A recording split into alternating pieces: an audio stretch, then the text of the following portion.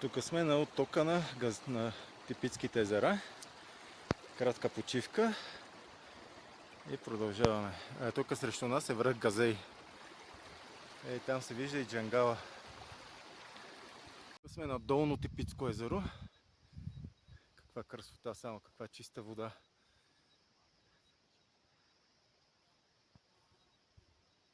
Тук сме вече на Горно Типицко езеро, което като се погледне от високо е във формата на бебе, а после като се качиме ще го снимам и отгоре.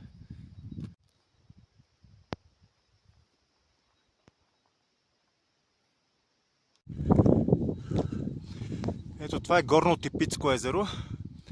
И тук каква хубава панорама към Каймакчал, стражите, Газей, зад него Полежан, малък Полежан. Ето тук над нас са типиците.